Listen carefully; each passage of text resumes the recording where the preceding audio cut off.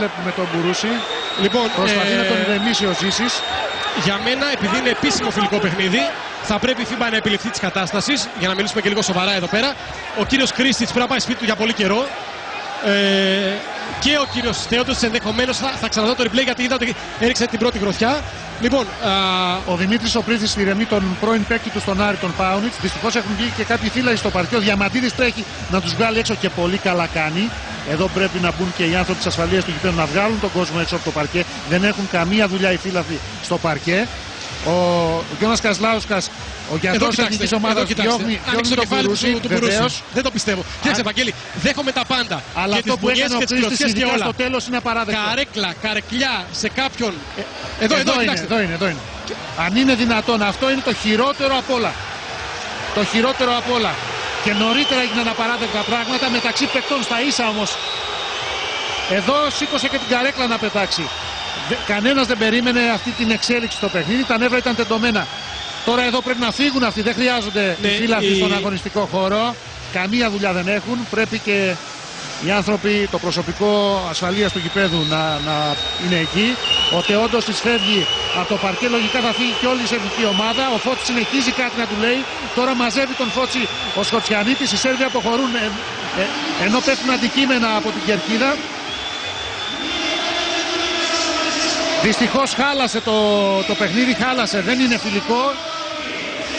Λοιπόν, κοιτάξτε να δείτε, αυτό δεν είναι κατάσταση τώρα. Είναι απαράδεκτα πράγματα, όλα όσα είδαμε. Έφυγε και το διαιτητικό τρίο από τον αγωνιστικό χώρο, λογικά νομίζω. Πάμε στον Κώστα Σκουλακό, σας ακούμε. Έχουμε επεισόδια με τον Μπουρούση και τον Κρίστιτς. Πολλές φωνές. Ο Κώστας Κουλάς μας μιλάει, ακούτε με διακοπές γιατί είναι στα αποδυτήρια. Γι' αυτό έχει διακοπές στο μικρόφωνο του. Συνεχίζονται τα επεισόδια. Πες μας ψύχρεμα, εδώ ξεκινάνε όλα. Ο Φώτης κάτι λέει στον Τεόντοσιτς. Εδώ ξεκινάνε όλα. Εδώ ξεκινάει η σύραξη. Δουλειά από τον Τεόντοσιτς.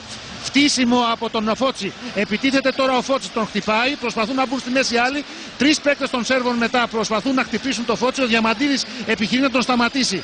Ο Κέσσελ τα βάζει με το Ζήση. Ο Σοφοκλής μπαίνει στη μέση. Τώρα ο Τεόντοσιτς προσπαθεί να σταματήσει το Σοφοκλή. Ο κύριος θα ξεκίνησε. Ο Κασλάουσκας με το Σπανούλι προσπαθούν και αυτοί με τη σειρά τους. Ο Τσατσαρής έχει ανοίξει μέτωπο με τον Κέσσελη. Ο Διαμαντίδης δεν μπορεί να του σταματήσει. Ξαφνικά εμφανίζεται ξανά μενόμενος ο Φώτσης. Βλέπετε εδώ. Κοίτα τον Κρίστιτς και κάνει. Σοριάζει το παρκέ. Κοίτα, χτυπάει από πίσω στον αυχένα τον Σκοτσιανίτη.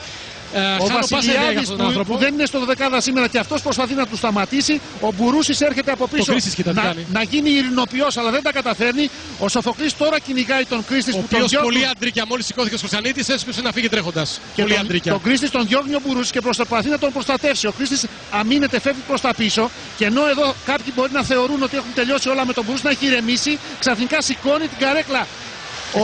Ο Κρίστιτς και χτυπάει τον Μπουρούση, ο οποίος πήγε να τους χωρίσει. Το πάμε λίγο πάλι στον Κώστα Σκουλά. Κώστα, μας ακούς?